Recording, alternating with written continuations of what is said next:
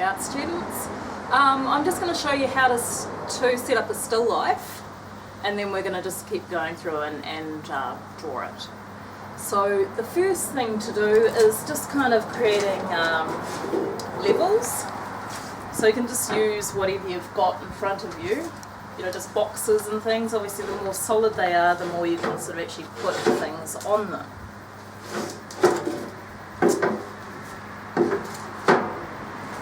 And then I've got this lovely pair of black velvet pants, which make quite a nice background to sort of put things on top of. Velvet's really nice for photographing on as well, because it absorbs all the light. So anyway, I've kind of got that there. So here's sort of a vase of flowers that I've prepared earlier. So I'm going to put that there. So I'm just kind of layering this up, as it were, and then I can sort of check how it's all looking.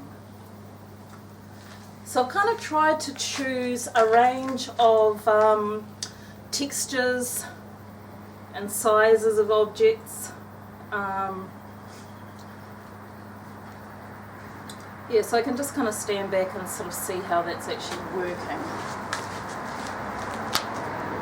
Maybe just sort of move things around here so that you can kind of see everything. Okay, so now that I've got my composition working, I'm going to do some 20-second sketches. So I'll choose different parts of it to kind of draw. So the point of a 20-second sketch is just to decide where things are going to go on the page. So I'll just get some, obviously a slightly awkward angles so that you can sort of see. So it's going to be a bit trickier than usual, but anyway, I'm going to have a go now. I'm just using a pen. I'm trying to find things that you can use in lockdown as well. So a biro is actually fine, except obviously it was a little bit trickier with this angle. Okay, so I'm not counting, I'm just kind of guessing how long 20 seconds is actually going to take, and my pen is just not cooperating. This angle is tricky, but there we go.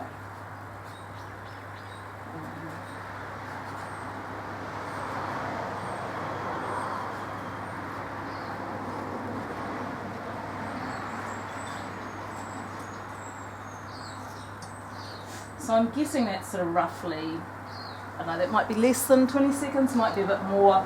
But anyway, that's just sort of figuring out how to do the space. So the next thing I'm going to do, I'm just going to change the angle just so it's a little bit more comfortable for me. I'll just kind of hold it up at intervals. So now I'm just going to start putting a bit of, I hope the pen's going to work at all. There we go. Got it. So a pencil is probably a little bit easier to use than a pen, but I'm kind of thinking some of you may not have access to pencils. That's not going to work. Okay, so you can see that this is a different drawing to the one I had before. Again, it was a 20-second drawing. So what I'm going to do now is I'm just going to start refining some of these shapes. So you can see, even though I've used a pen, I've worked relatively lightly, so I can just kind of look at what's worked and kind of go over that some more, and then just kind of try and get it as accurate as I can.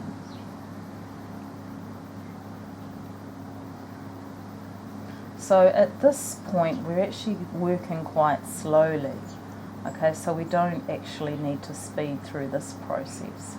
It's kind of really just looking at the shapes and how they kind of correspond to each other in terms of, it's almost like a jigsaw puzzle.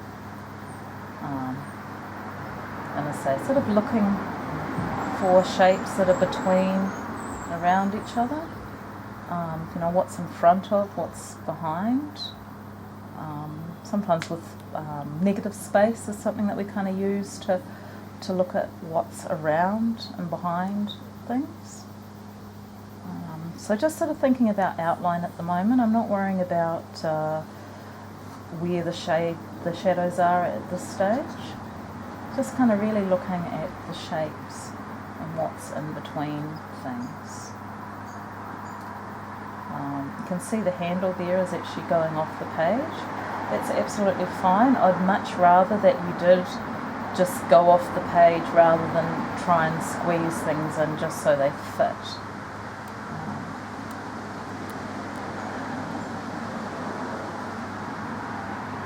Okay, so just having a look at the leaves here and how they kind of cross over. So I'm kind of looking at negative space there. So just kind of trying to follow the shapes of things. Bit of a breeze happening there too, which sort of does change the shapes of things and the position of things as well. So just going to kind of go with that. I can see that some of the things I've drawn before are actually not in the right place, so I can just sort of correct that. Okay, and because I'm a little bit lazy, I kind of do tend to sketch things in rather than actually following them around completely.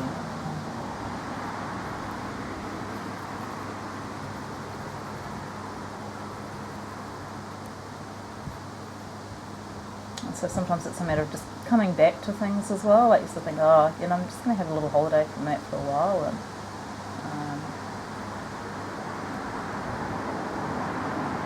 often when you do one bit, you can sort of say, I've gone a bit wrong with that bit, but it doesn't matter. I mean, all of this drawing is just kind of learning and practicing. It's not always about every drawing you do being amazing. It doesn't matter if it's not. And often, like when you sort of can look at a drawing and think, I've gone wrong there, that's when you kind of know that you can do better. So you just sort of try again. I know obviously the more you draw the same thing, the better you actually get at it, the more you sort of get to understand how it works and how the bits fit together.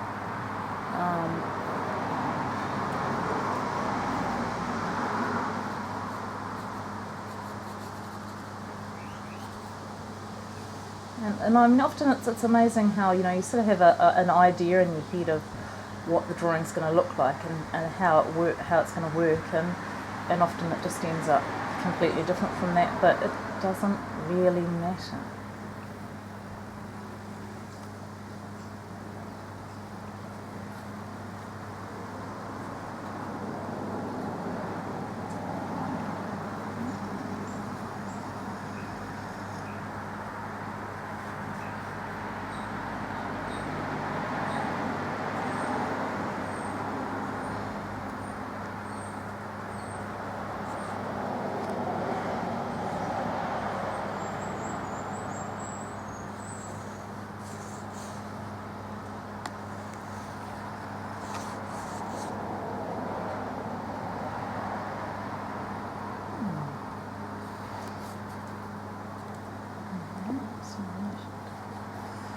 Yeah, so again it's sort of looking at that jigsaw puzzle, so I can sort of see this vase and it's like, so we've got this spout sticking out here.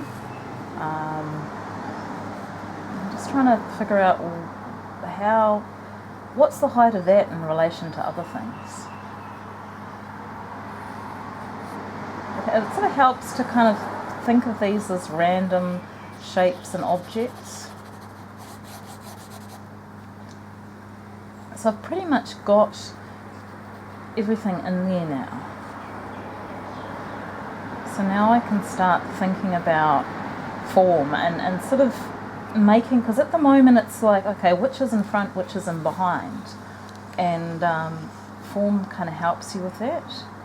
So like I think I might sort of start trying to put some shading on this vase here.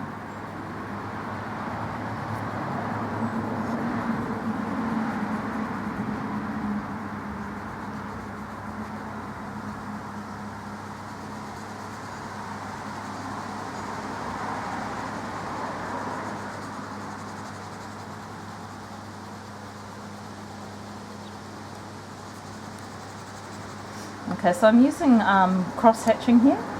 So where I've just got this pen, I haven't got the range of tone that I could have with pencils. So obviously it's just a matter of kind of building up, and I mean you can do the same thing with pencils as well, building up layers of tone. So rather than just going hard with pressure, you just actually have more layers where it's the darkest. And I mean, of course, you can figure out dark and light. I mean, it's partly, obviously the colour of the shapes themselves makes a difference as well, but it's also where the light's getting, where is your light source. Like, I mean, in this case, we're using sort of natural sunlight mixed with, I mean, obviously it's sort of in a sheltered place as well, so we have got a bit of shade as well. I mean, obviously to some extent you sort of often exaggerate with drawing as well, so, you know, you might make things sort of darker than they really are just to kind of make it more obvious that something's happening.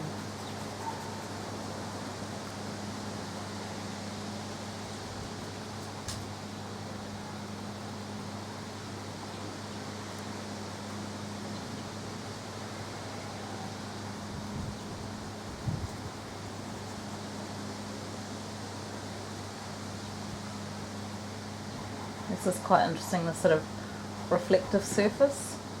So you can actually, you know, see the tiles of the courtyard in this.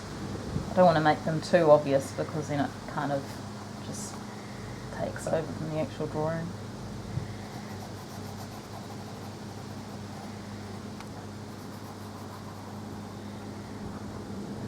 It's quite an interesting layer of pattern around here too, which I might just put in because I kind of like, I've got a textile design background, so you know, pattern's really quite interesting. I'm not going to get it exactly because it's just kind of giving an indication of that pattern.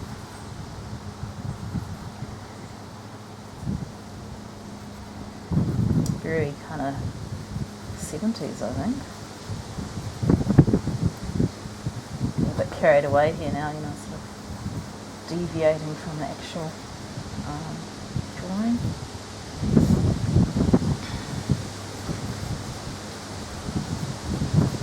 So I've had enough of that, I'll have a go at the leaves again.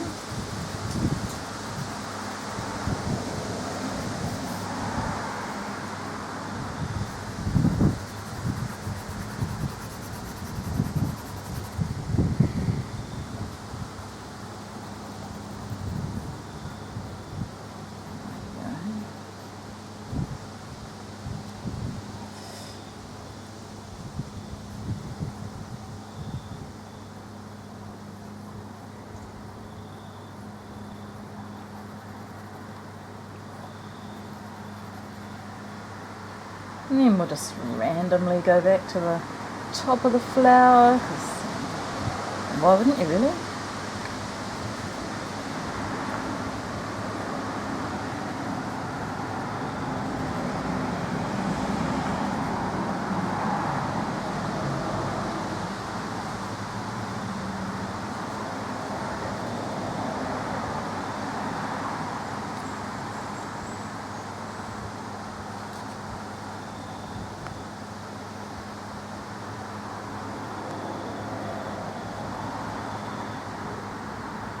Interesting little bit of negative space there.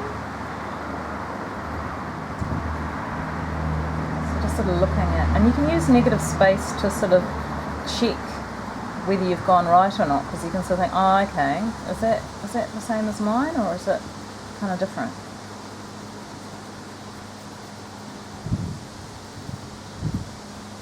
And I can sort of use shading and just kind of, you know, just to kind of bring bits out and all the rest of it.